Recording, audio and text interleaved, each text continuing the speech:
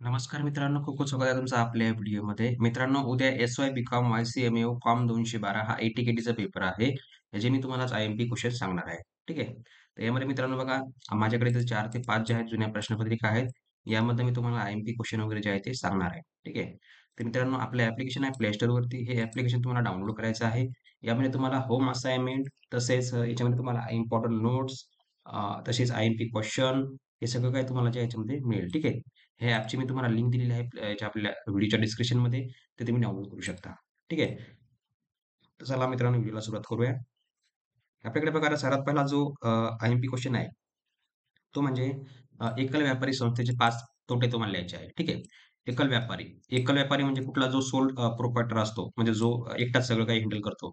त्याचे तुम्हाला 5 तोटे लिहायचे आहेत. सॉरी. 5 तोटे कुठले-कुठले तुम्हाला सगळ्यांना माहिती आहे. एकाकडनं काम होत नसतं, हँडल होत नाहीये, त्याला दुसऱ्याची मदत लागतेच. ठीक आहे. हे तुम्ही लिहू शकता. नंतर आहे औद्योगिकीकरण म्हणजे काय? नंतर आहे औद्योगिक विकासाच्या दृष्टीने भारताच्या 5 विभागांची माहिती लिहा. हे तुम्ही मनाने देखील लिहू शकता. उद्योगांचे स्थान निश्चित करताना खालील कोणत्या घटकांचा परिणाम होतो? गोदामे व शीतगृह, खनिज व वनस्पती, समाजाचा दृष्टिकोन. ठीक आहे, हे तुम्हाला लिहायचं आहे.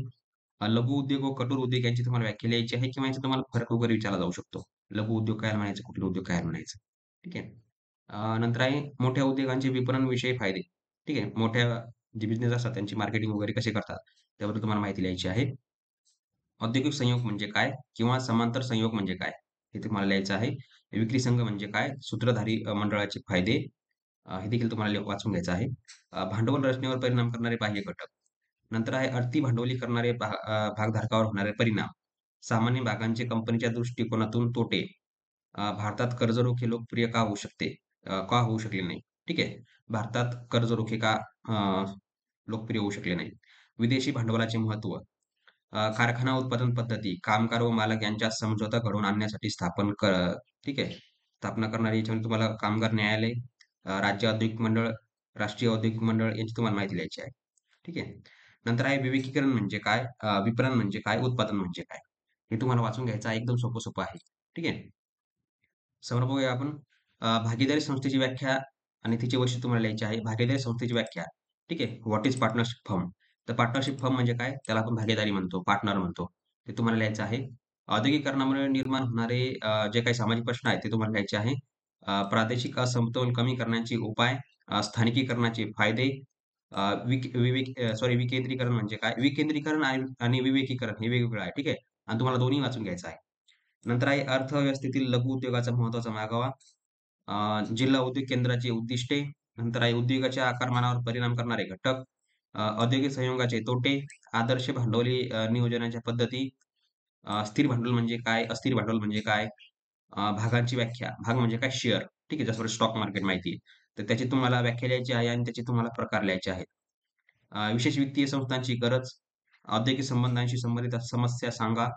अ, वैज्ञानिक म्हणजे शास्त्रीय व्यवस्थापनाचे फायदे तुम्हाला सांगायचे आहेत. हे देखील तुम्हाला वाचून घ्यायचं आहे. विवेकीकरणाचे तत्व, कर्मचारी भरतीचे स्त्रोत, बाजार संशोधनाच्या पद्धती, कार्यकारी भांडवलाचे स्त्रोत. ठीक आहे. एकदम सोपं आहे. हे तुम्हाला त्याच्यामध्ये लिहायचं आहे. एकल व्यापाराचे फायदे झाला आपला भागीदारांचे 5 प्रकार झाले. संयुक्त भांडवली झालं. प्रादेशिक समतोल उपाययोजना, औद्योगिक आणि स्थानिकीकरणाचे प्रभावित करणारे घटक, औद्योगिकांचे विकेंद्रण यावर महाराष्ट्र शासनाचे धोरण, लघु उद्योग अर्थव्यवस्था म्हणजे काय? ठीक आहे. जिल्हा उद्योग केंद्राची 5 कार्ये, लघु उद्योगाच्या मोठ्या आकारमानाचा उद्योग, ठीक आहे. लघु उद्योग, कठोर उद्योग, मोठा उद्योग, ठीक आहे. याच्यावर तुम्हाला जास्त भर द्यायचा आहे. नंतर औद्योगिक संयोगाची 5 कारणे, औद्योगिक संयोगाचे तोटे, हे देखील तुम्हाला वाचून घ्यायचं आहे. अग्र हक्क भागांचे प्रकार, शेअर म्हणजे काय? हे देखील तुम्हाला वाचून घ्यायचं आहे. शास्त्रीय व्यवस्थापनाची सूत्रे, विवेकीकरणाचे प्रमुख, ठीक आहे. हे विवेकीकरण वगैरे हे देखील तुम्हाला वाचून घ्यायचं आहे. एकदम सोपं आहे. भागीदारी संस्थेचे फायदे झालं आपलं. औद्योगिकरण म्हणजे काय? ते पण झालं. प्रादेशिक असमतोलाची आर्थिक व राजकीय कारणे हे पण झालं. स्थानिकीकरण म्हणजे काय? हे पण झालं आपलं. उद्योगाच्या विवेकीकरणाचा अर्थ हे पण झालं आपलं. ठीक आहे. ते तुम्हाला वाचून घ्यायचं आहे. लघु उद्योगाचे महत्त्व आणि लघु उद्योग कशाला म्हणायचे ते पण झालं. अजून लघु उद्योगातील अर्थपुरवठ्यासंबंधी प्रश्न, उद्योगाच्या आकारमानावर परिणाम करणारे घटक, औद्योगिक संयोजकाचे संयोगाचे 5 तोटे. ठीक आहे. नंतर आहे भांडवलाचा अर्थ सांगून आदर्श भांडवल नियोजनाची 3 वैशिष्ट्ये हे देखील तुम्हाला लिहायचं आहे. स्थिर भांडवल कशाला म्हणायचं? स्थिर भांडवल म्हणजे काय? ठीक आहे. हे त्यात तुम्हाला लिहायचं आहे. अ, अल्प भांडवलीकरण म्हणजे काय? त्यावर परिणाम करणारे घटक, अग्र हे भाग्य हे पण झालं. जागतिक बँकेची कार्य हे देखील तुम्हाला वाचून घ्यायचं आहे. जी वर्ल्ड बँक आहे, तिची तुम्हाला कार्य लिहायचं आहे.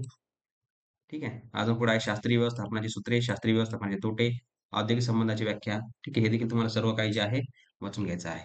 ठीक आहे. तर आशा करतो मित्रांनो तुम्हाला व्हिडिओ आवडला असेल, तर सर्वांनी हे आपलं ॲप्लिकेशन डाउनलोड करा. याची मी लिंक तुम्हाला खाली व्हिडिओच्या डिस्क्रिप्शनमध्ये दिलेली आहे. ते तुम्ही डाउनलोड करू शकता. ठीक आहे.